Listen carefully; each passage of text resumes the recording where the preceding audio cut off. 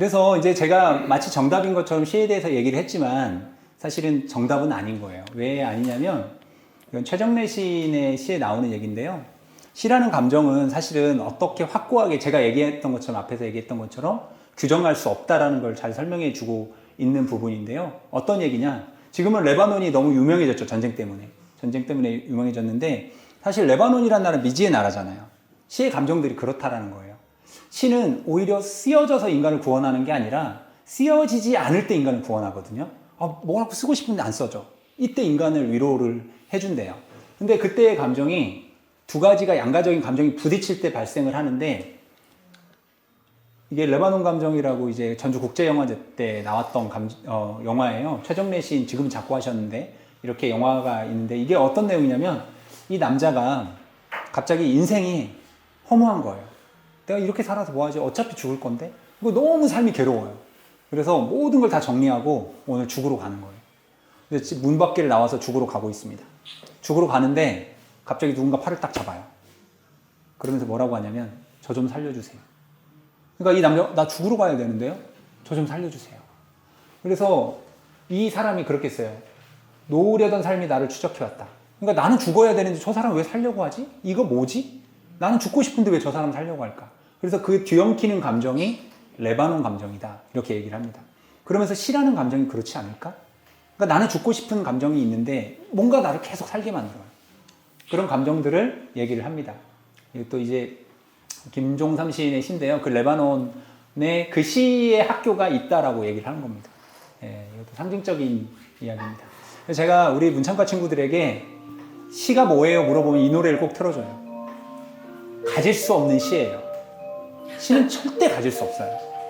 자, 제가 이걸 좀 개사해서 읽어드릴게요. 시가 무엇인가? 그러면 저는 이거 쓴 친구들은 무조건 만점을 줍니다.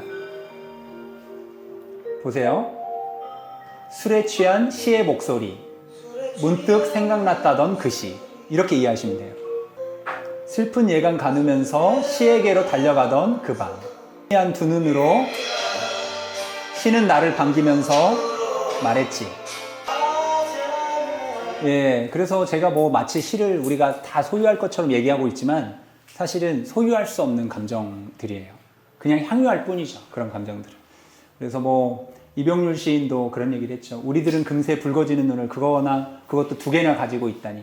그럼에도 볼 수 없는 것들도 있다니.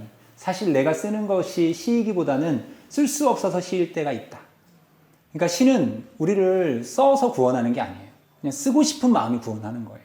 향유하고 싶은 마음이 구원하는 거죠. 선생님들도 그런 마음들이 있을 거라고 생각합니다. 이건 장욱진이라는 화백의 그림인데요. 정말 저는 좋아하는 그림입니다. 이게 되게 조그만해요. 조그만한데 이게 1951년이에요. 그러니까 이 장욱진이 뭘 그렸냐면 내 마음속에 있는 시의 마음을 그린 거예요.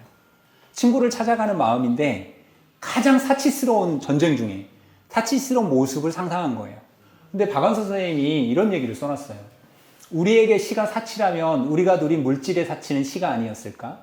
그 암울하고 극빈하던 흉흉한 전시를 견디게 한 것은 내핍도 원한도 이념도 아니고 사치였다, 시였다. 그러니까 유일하게 인간이 사치를 부릴 수 있는 감정이 시예요.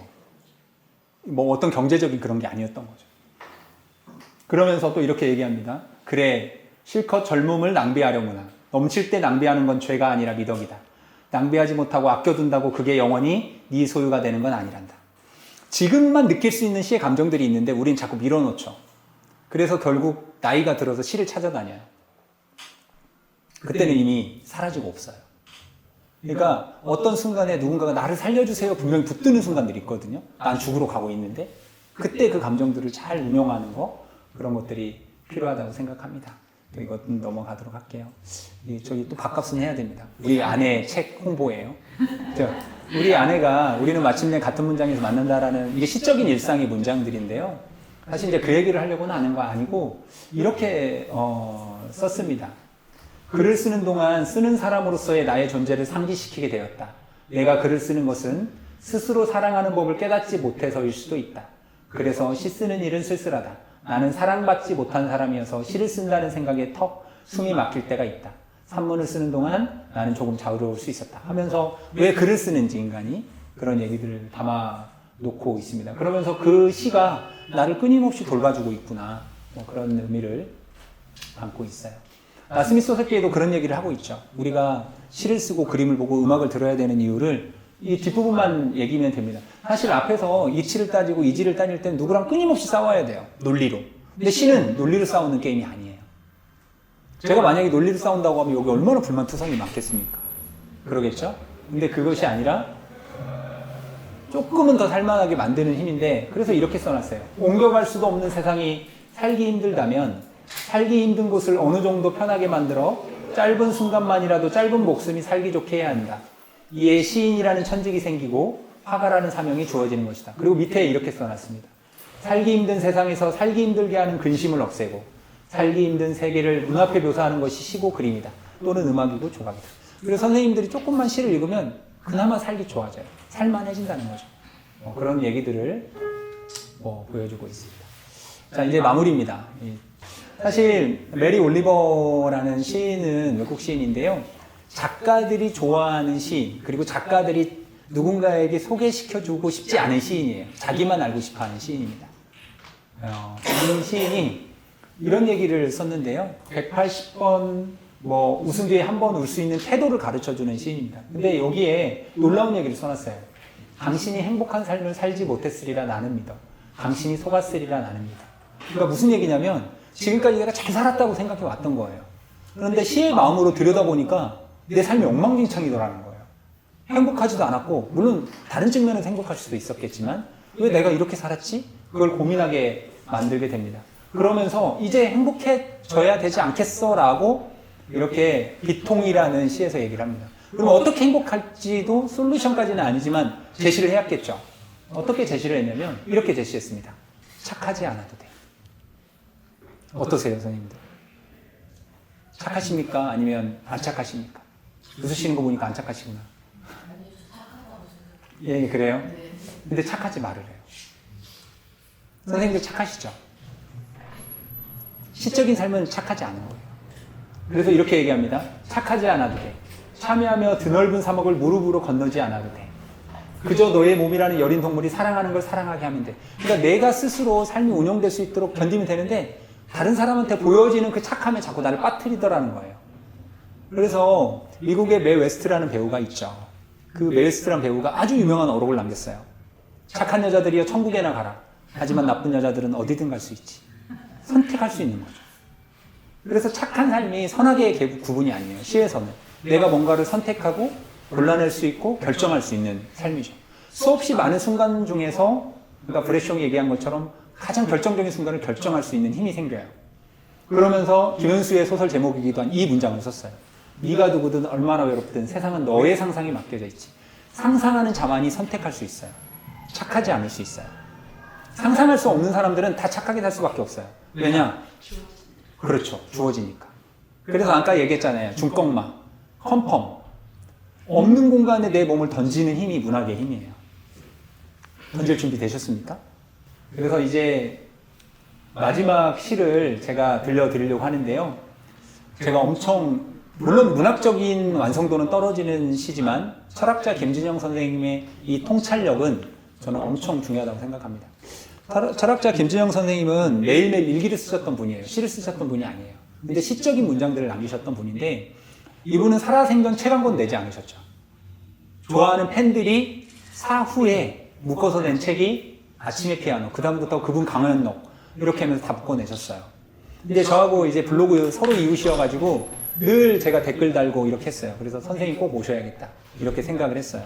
근데 선생님이 어느 날 일기가 안 올라오는 거예요. 이게 뭐지? 그랬더니 갑자기 암 선고를 받으시고 그리고 2달 후에 병원에서 작고하셨다라는 기사가 떴어요. 김재영 선생님. 근데 김재영 선생님이 아플 때 남겼던 메모 중에 이런 메모가 있습니다. 슬퍼할 필요가 없다. 슬픔은 이럴 때 쓰는 것이 아니다. 선생님들 이게 왜 중요하냐면요. 얼마나 자기 삶을 사랑하고 잘 살았으면 나 죽는다고 슬퍼하지 마. 슬픔은 이럴 때 쓰는 게 아니지. 자기의 어떤 삶의 마지막 순간을 시의 마지막 그 2만 번에 딱 골라내는 순간을 기쁨으로 축제로 승화시키는 사람이에요.